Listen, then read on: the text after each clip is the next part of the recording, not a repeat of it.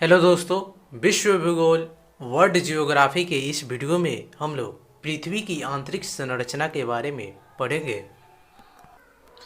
पृथ्वी की आंतरिक भाग की सही जानकारी आज तक प्राप्त करना संभव नहीं हो पाई है, क्योंकि पृथ्वी की आंतरिक भाग को मानव ने कभी देखा ही नहीं है। इस आंतरिक भाग को कभी मानव नहीं देख पाया है।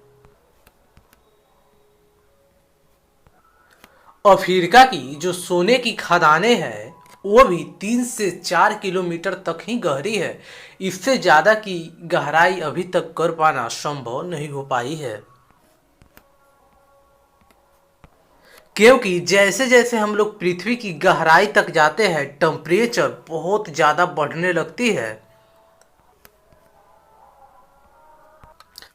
अगर हम लोग बात करें ड्रिल मशीन के द्वारा आंतरिक संरचना पृथ्वी की जानने की, तो हम लोग 12 किलोमीटर तक अभी आर्कटिक महासागर के कोला क्षेत्र में 12 किलोमीटर अंदर तक हम लोग पृथ्वी की आंतरिक संरचना जान पाए हैं। और बात करें ज्वालामुखी से, तो ज्वालामुखी से हम लोग को अभी तक 60 किलोमीटर तक ही आंतरिक संरचना पृथ्वी की पता चल पाई है। भूवैज्ञानिकों ने पृथ्वी से स्रोतों की मदद से पृथ्वी की आंतरिक संरचना का अनुमान लगाया है, जैसे प्राकृतिक स्रोत से, अप्राकृतिक स्रोत से। प्राकृतिक स्रोत क्या क्या, जैसे ज्वालामुखी उद्गार से, भूकंप विज्ञान यानी सिस्मोलॉजी से। अब भूकंप विज्ञान सिस्मोलॉजी क्या होती है, तो ये एक मात्र ऐसा स्रोत है जिसके अंतर्गत भूकंपित तरंगों की मदद से पृथ्वी की आंतरिक भाग का अनुमान लगाया जाता है। अब हम लोग जान लेते हैं अप्राकृतिक स्रोत। अप्राकृतिक स्रोत डेंसिटी, प्रेशर और टेम्परेचर से हम लोग को प्राप्त होती है। अब हम लोग डेंसिटी वर्ड को क्लियर करते चलते हैं। डेंसिटी एक निश्चित एरिया में, मतलब एक निश्चित वॉल्यूम में किसी मटेरियल का वजन जितना होगा वो उसकी डेंसिटी होती है। जैसे कि हम लोग एग्जांपल में समझ लेते हैं। मान लीजिए एक क्यूब 1 में आइस है और क्यूब 2 में हमारा आयरन है। आयरन का जो वजन है वो हमारा आइस के वजन से ज़्यादा है, इसलिए हमारा आयरन वाले क्यूब की जो डेंसिटी होगी वह आइस वाले क्यूब की डेंसिटी से ज़्यादा होगी। एक नज़र यहाँ पे गौर करेंगे, डेंसिटी डायरेक्टली प्रोपोर्शनल होता है प्रेशर के, यानी डेंसिटी अगर बढ़ेगा तो प्रेशर भी बढ़ेगा। प्रेशर डायरेक्टली प्रोपोर्शनल होता है टेम्परेचर के, यानी प्रेशर अगर बढ़ता है तो टेम्परेचर भी बढ़ता है। यानी हम कह सकते हैं कि डेंसिटी, प्रेशर और टेम्परेचर बढ़ेगा तो यह तीनों बढ़ेगा और घटेगा तो यह तीनों घटेगा। वैज्ञानिकों ने देखा कि पृथ्वी के बाहरी सतह से आंतरिक सतह की ओर जाने पर घनत्व में वृद्धि होती है और पृथ्वी के अंदर जाने पे डेंसिटी बढ़ रही है, मतलब प्रेशर भी बढ़ेगा। इससे पता चलता है कि पृथ्वी का आंतरिक भाग भारी धातुओं से बना हुआ है। पृथ्वी की सतह से आंतरिक भाग की ओर जाने पर प्रति 32 मीटर पर 1 डिग्री सेल्सियस की वृद्धि होती है। हालांकि एक निश्चित दूरी तक जाने के बाद यह वृद्धि होना बंद हो जाती है। तो यह काफ़ी इम्पोर्टेंट पॉइंट है। अब हम लोग जानेंगे पृथ्वी का आंतरिक भाग 3 भाग से मिलकर बना है, क्रस्ट या भूप्रपट्टी, मेंटल, क्रोड से। अब हम लोग जान लेते हैं क्रस्ट क्या होता है।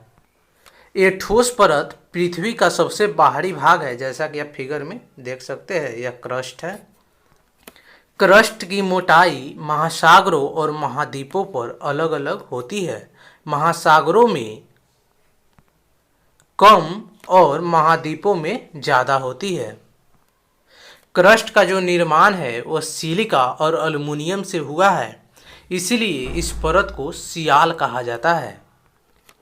इस परत को लिथोस्फीयर भी कहा जाता है और क्रस्ट परत की जो घनत्व होती है वह 2.75 से लेकर 2.90 तक होती है। और पृथ्वी की जो दूसरी परत होती है वह मेंटल होती है। यहाँ पे फिगर में देख सकते हैं, पहली परत एक क्रस्ट है और दूसरी परत एक मेंटल है। मेंटल पृथ्वी के आयतन का 83% तथा द्रव्यमान का 67% भाग होता है। मेंटल का निर्माण जो है सिलिका और मैग्नीशियम से हुआ है, इसलिए इस परत को यानी मेंटल को सीमा भी कहा जाता है। मेंटल परत को पाइरोस्फीयर भी कहा जाता है और इसका जो घनत्व होता है वह 2.90 से 4.75 तक होता है। यहाँ पे गौर करेंगे, घनत्व बढ़ रहा है, इसका मतलब है कि पृथ्वी के जैसे जैसे आप नीचे आते हैं उसका घनत्व बढ़ते जाता है। इसलिए क्रस्ट का जो घनत्व है वह मेंटल के घनत्व से कम होता है। नोट पॉइंट में यहाँ देखेंगे, मेंटल को ही व्हाइट ऑफ द अर्थ के नाम से भी जाना जाता है। और पृथ्वी के जो सबसे निचले भाग होते हैं वो क्रोड होता है और यह निकल और आयरन से मिलकर बना होता है। यहाँ पे देखेंगे, मेंटल के निचले भाग को क्रोड कहा जाता है। ये भाग पृथ्वी के निचले मेंटल से पृथ्वी के केंद्र तक है। यहाँ पे आप फिगर में देखेंगे, यहाँ पे मेंटल का यह निचला सतह है, यहाँ से लेकर पृथ्वी का जो केंद्र है यहाँ तक पूरा यह क्रोड का ही पोर्शन है। क्रोड का निर्माण मुख्य रूप से निकल और लोहे से हुआ है, इसलिए इसको नीफे परत कहते हैं। पृथ्वी के अंदर जाने पर तापमान से ज़्यादा दाब अधिक हो जाता है, इसी वजह से पृथ्वी का क्रोड ठोस अवस्था में है। क्रोड परत को बैरिस्फीयर भी कहा जाता है और इसका घनत्व जो है 11 से लेकर 13 तक होती है। तो यहाँ पे गौर करेंगे, सबसे ज़्यादा घनत्व जो होती है वो क्रोड के होती है, उसके बाद मेंटल की होती है और सबसे कम क्रस्ट की होती है। यहाँ पे नोट पॉइंट में देखेंगे, ऑस्ट्रेलिया के भूवैज्ञानिक स्वेस ने ही पृथ्वी की आंतरिक संरचना को 3 परत में बांटा और सियाल, सीमा और नीफे के माध्यम से समझाया है। तो फ्रेंड्स, ये छोटा सा टॉपिक था पृथ्वी की आंतरिक संरचना पर। आई होप आपको समझ में आया होगा। फिर हम लोग अगले वीडियो में मिलेंगे नए टॉपिक के साथ में। तब तक के लिए धन्यवाद।